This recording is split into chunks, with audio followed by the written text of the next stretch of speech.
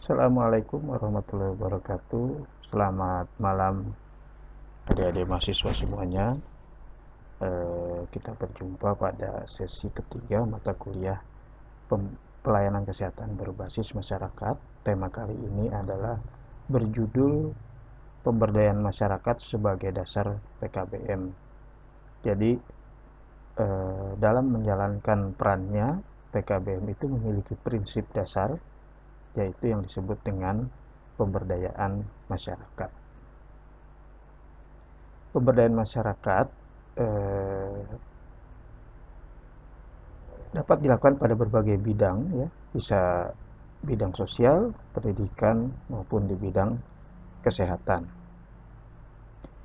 Sementara itu, pemberdayaan kesehatan menurut Permenkes nomor 65 tahun 2013 tentang pedoman pelaksanaan dan pemberdayaan masyarakat bidang kesehatan, dinyatakan bahwa pemberdayaan masyarakat adalah segala upaya fasilitasi masyarakat yang bersifat non-instruktif guna meningkatkan pengetahuan dan kemampuan masyarakat agar mampu mengidentifikasi masalah yang dihadapi, potensi yang dimiliki, merencanakan dan melakukan pemecahan.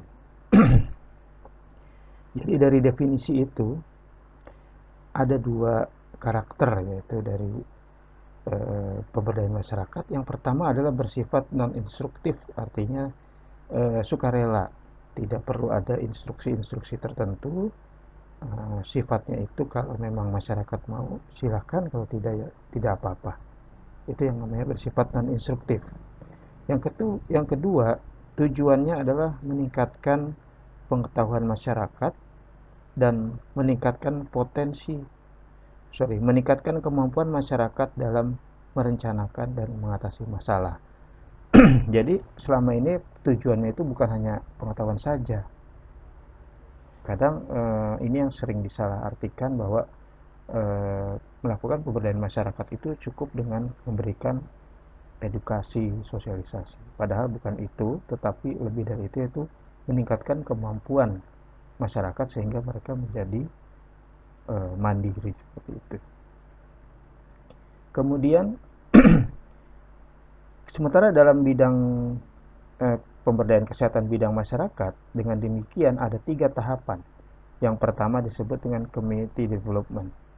Ya, jadi yang pertama bagaimana kita membangun masyarakat. Tahap kedua setelah masyarakat dibangun, ya, kemudian pembangunan itu kita tumpukan kepada masyarakat. Itu disebut community based development. Jadi masyarakat mulai dilibatkan di situ. Mulai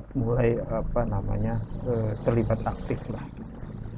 Dan yang terakhir yang disebut dengan community driven development, di mana yang mengarahkan itu adalah murni dari masyarakat. Jadi bertahap, kita tidak bisa langsung masyarakat diarahkan untuk langsung mandiri seperti itu, ya. Kemudian yang ingin saya sampaikan di sini, khusus pemberdayaan masyarakat bidang kesehatan itu ada 2 tahapan atau 2 proses. Yang pertama adalah pemberian informasi, yang kedua adalah bantuan kelompok.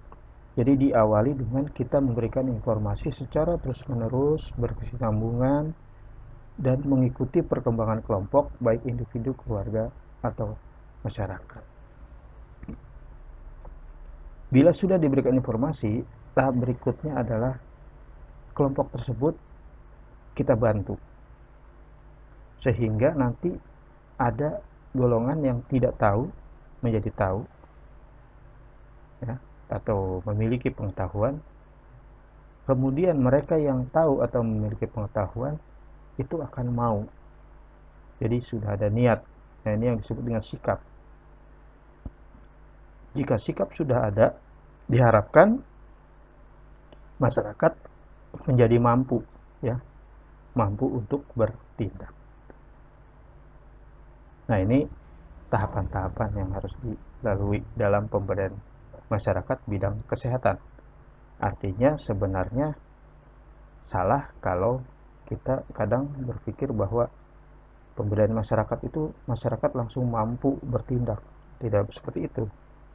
tetapi harus ada tahapan-tahapannya, dan ini membutuhkan waktu yang tidak pendek ya, tergantung situasi di masyarakatnya juga.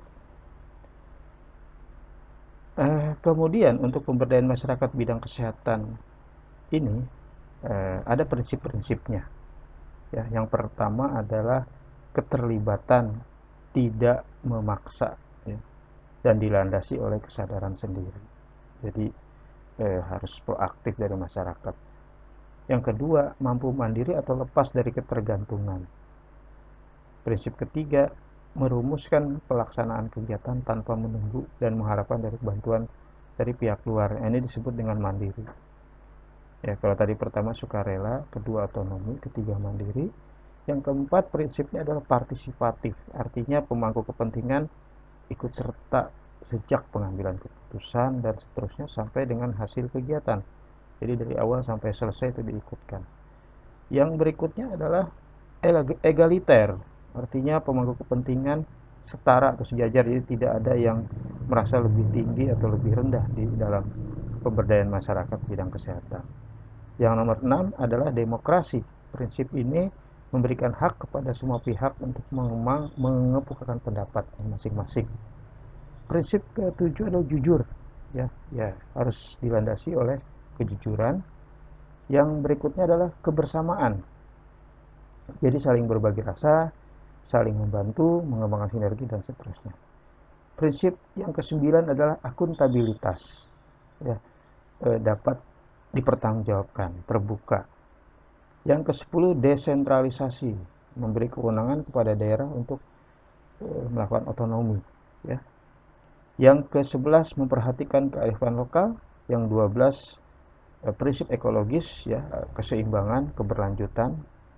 Dan terakhir adalah sosial dan HAM, artinya tidak merugikan pihak lain. Nah, itu adalah 13 prinsip yang harus dijalankan dalam pemberdayaan kesehatan bidang masyarakat. Lalu untuk mencapai prinsip itu ada 5 strategi yang dijalankan. Yang pertama adalah kesadaran masyarakat. Jadi membangun kesadaran masyarakat ini dibutuhkan dalam pemberdayaan masyarakat. Lalu mengorganisir masyarakat, memberikan advokasi, melakukan kemitraan dan partisipasi lintas sektor. Jadi bukan hanya kesehatan saja, melibatkan mungkin sektor ekonomi, hukum dan sebagainya. Dan yang terakhir adalah memperhatikan kearifan lokal. Lalu bagaimana kita dapat melakukan pemberdayaan masyarakat bidang kesehatan?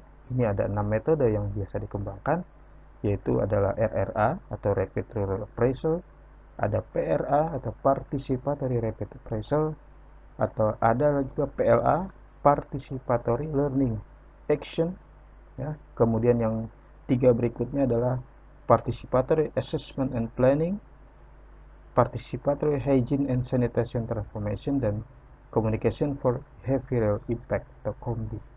Ini sudah dijalankan oleh kalangan kesehatan. Yang metode pertama adalah Rapid Rural Appraisal. Ini pada dasar adalah metode yang mengumpulkan dan menganalisis informasi jangka pendek oleh kelompok penduduk. Jadi ini sifatnya hanya masyarakat mengumpulkan dan menganalisis saja. Dan metode ini ada kelebihan dan kelemahannya.